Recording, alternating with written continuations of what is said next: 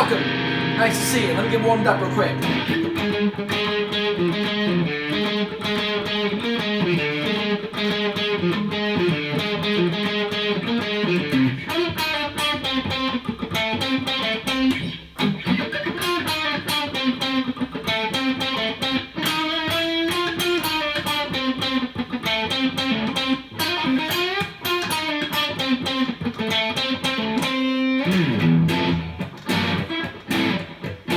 Welcome to Frettin Around with Forrest.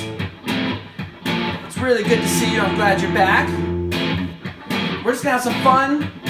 Let me be one of many to teach you a few things about some things. Ain't it funky now? Huh!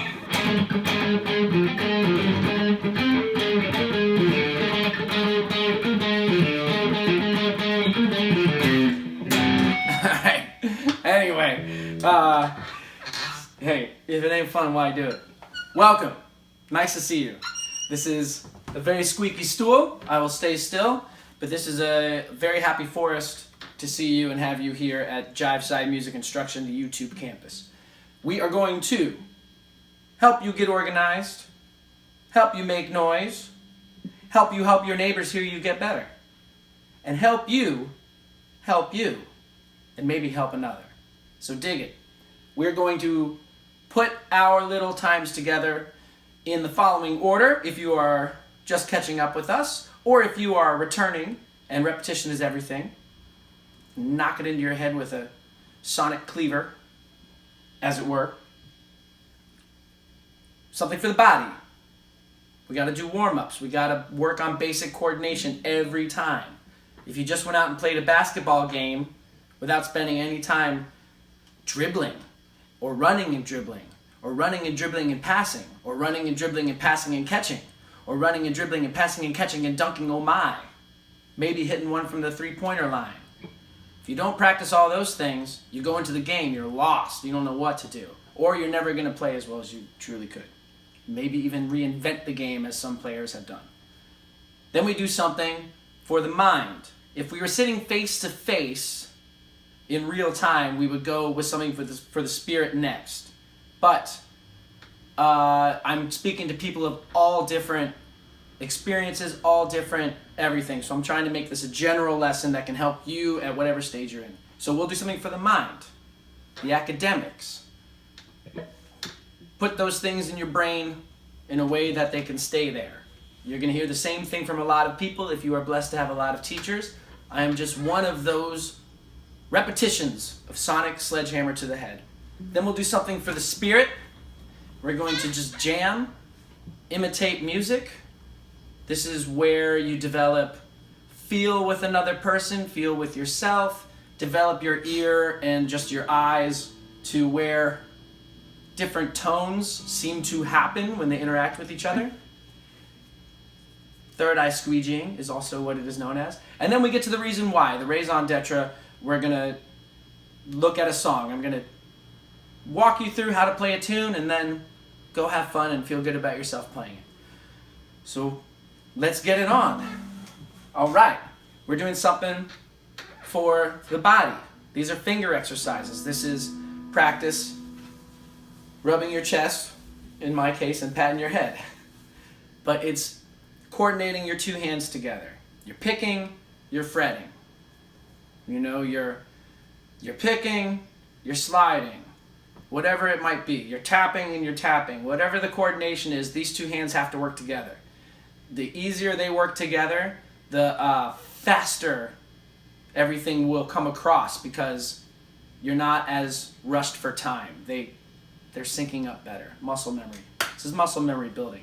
So I'm going to set a metronome drum machine, and we're going to just do some finger exercises, right on? Just a couple. And this is for you to think about when you are sitting in front of the television and realize, oh my God, my guitar's not in my hands. And I could be doing all kinds of guitar push-ups, sit-ups, and cardiovascular training while I am watching The Handmaid's Tale.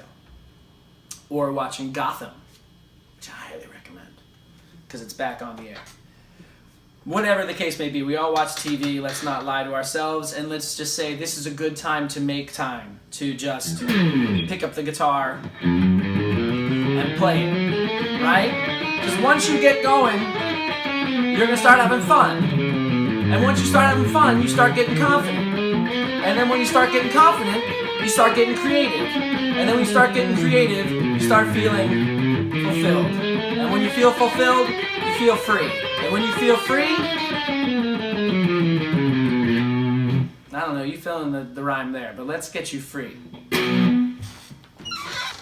So I'm going to cut the distortion off my guitar amp just to make a little change of pace.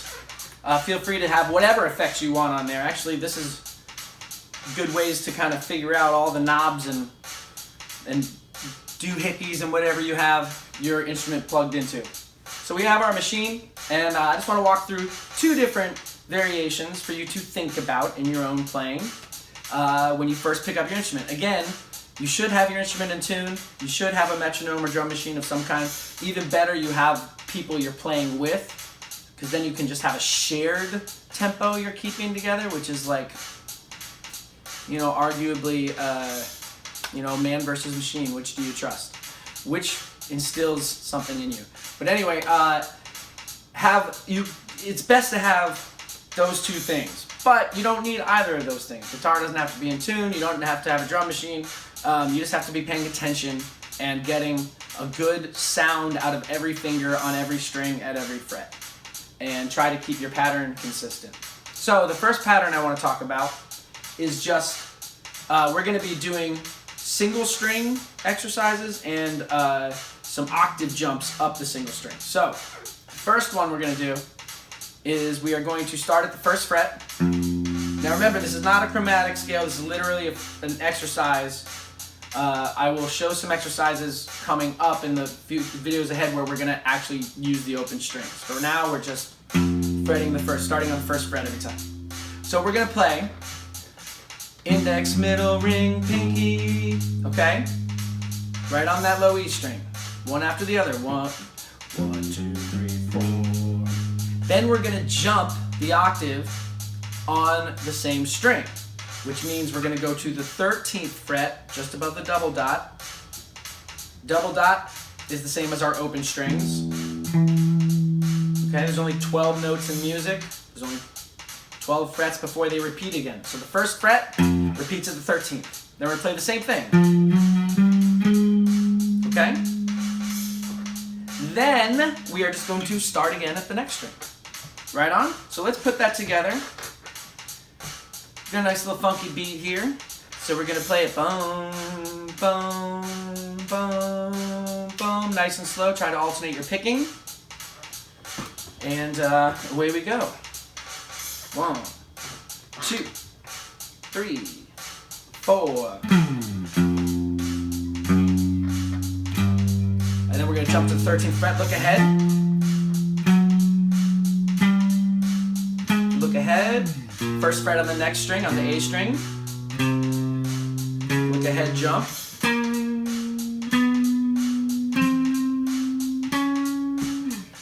Now, accuracy of rhythm is arguably the most important thing you want to go for in music. But you do want to kind of push whatever technique you're trying to develop, whatever you're thinking about. If you want to always put in a slide between the notes, make sure you do that. If you want to never put in a slide, make sure you don't put one in. Okay? But whatever you do, just be conscious of it and experiment. And now we're going to go up a half step here and we're going to reverse direction. So look ahead, where pinky's starting on the 5th fret now. Okay? And we're jumping to the 17th.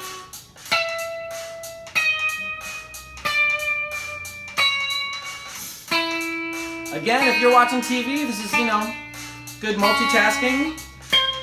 You don't have to do too much of this. And if you are looking to become serious, or you want to get more serious, think about this in your routine. first thing we do in the get up in the morning, just do about 15 minutes of nothing but exercises like this. And then go on to something else in your day.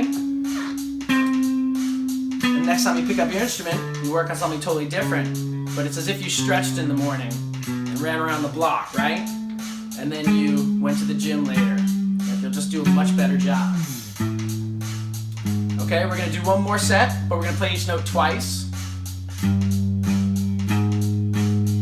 So look ahead, we're starting at the 15th fret now.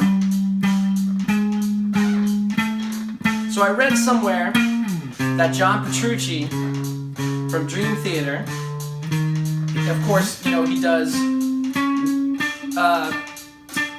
little seminars all over at different colleges, different cities, and the question he's always asked is, what do you practice? And in terms of developing his speed and everything. And one of the answers I saw that I thought was really interesting was, this is 90s, think about it.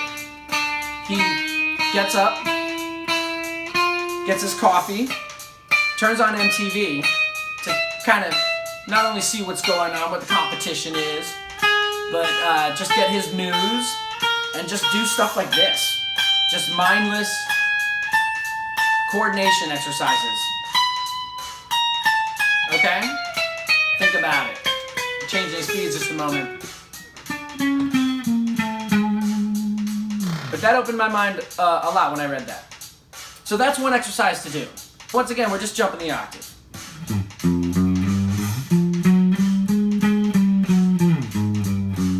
Okay? Because there are going to be points in your guitar playing you're going to want to be able to get your hand around. Our next one is going to be a similar exercise, but we're not going to be jumping. We're going to be doing steps, little half steps. So this is not only hands, but hand-eye coordination, which the guitar requires a good amount of. Not like a saxophone. Saxophone doesn't require any hand-eye coordination in terms of playing it.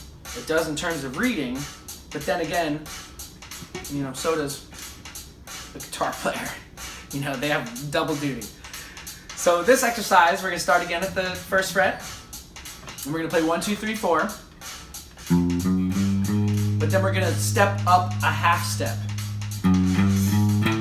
So if we started at the first fret, after we play all 4 fingers, we're going to start at the second fret, 3rd fret, 4th, 5th, 6th, so on and so forth. We are going to stop at the 9th fret when our pinky hits the 12th fret. Then we're going to change strings and reverse direction. Get down to the first fret, change strings, reverse direction. Okay? So, if you don't know, now you know. Hit it.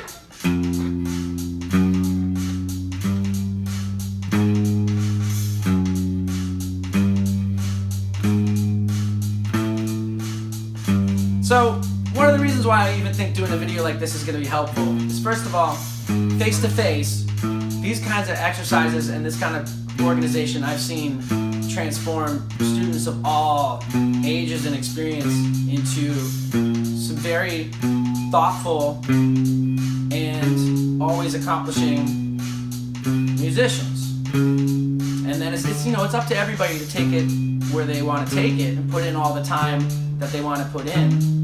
But I'm assuming you're doing this with me right now, because sitting here and watching me do this, that's not the idea. I could just talk about it once, put it up on the paper, and that would be it. But no, I want to give you the full Frettin' Around with Forrest experience, which is me talking over the guitar solos, right? Right, Dimitri? So,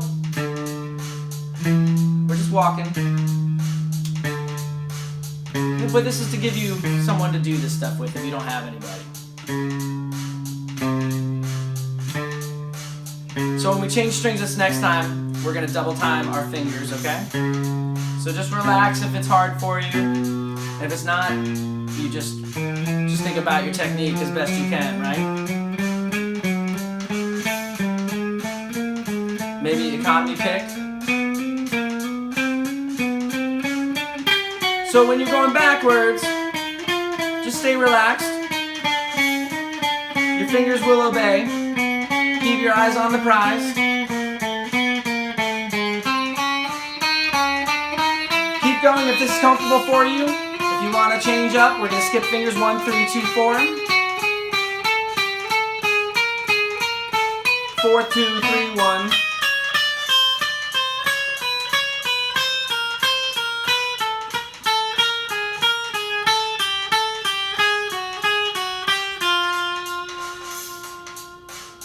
Right on? So that was something for the body. Let's do a quick recap with a little overdrive.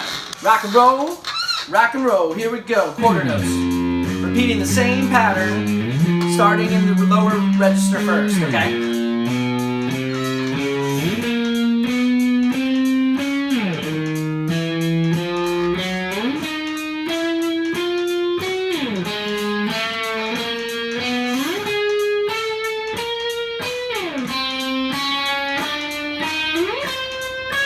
Doing awesome. All right, we're gonna go up a half step, reverse direction at double time. Hang in there.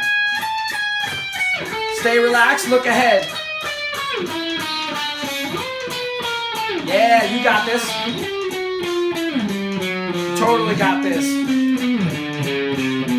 Don't worry about making mistakes. I never do. Word. Now let's do the other one, okay? And use your imagination to keep these interesting and take them where you go. You might develop some really interesting traits in your own playing just from exercises, right? So many great rock songs have started in the rehearsal room because somebody was doing an exercise. Sweet Child of Mine, Guns N' Roses is one. That lick was just an exercise. That was him just getting warmed up. Life in the Fast Lane, the Eagles. That was just a warm-up for Joe Walsh, right? Almost all of, I think, the Earth Rocker album by Clutch was all John Paul Gaster, the drummer, just doing his warm-ups and then just jamming on it. And fuck, look at this awesome rock song we got. If you don't know any of those groups or those songs, let me reiterate. Sweet Child of Mine, Guns N' Roses. If you don't know, you should know. Life in the Fast Lane, the Eagles. If you don't know, you should know. Clutch, Earth Rocker. I'm assuming you don't know, and that's a crime because you should know. Very cool stuff. But moving on. Last one. This was going up half steps, okay? Let's just try and play it at eighth notes. 1 and 2 and 3 and 4 and 1 and 2. Okay? So we're just going to go up half steps, right? Right on, right on. Let's talk with our fingers, not our tongues. And just remember to stay relaxed. Stay light in the fingers, but strong in the pressure.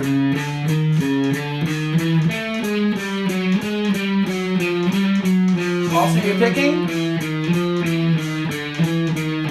You can economy pick if you want, or double it up if you want to keep going further. Well, you know the drill. Take this idea and run with it. I don't want anyone to play like me. I want them to play better than me, right? Let me show you the things I've learned that if I put more time into it, it would be really good, right?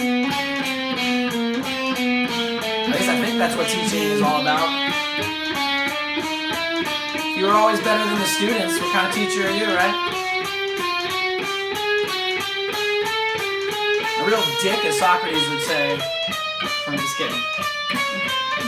There are lots of great teachers out in the world. Soak up everything you can from every single one. If only, because they got you to another one. So I hope you had fun today. I hope you learned something. I hope you enjoyed this. Thank you so much for watching. And tune in for the next episode, which is going to deal with the mind. And check out the last episode on the body, just to give you more ideas of ways to get your fingers around the board, right?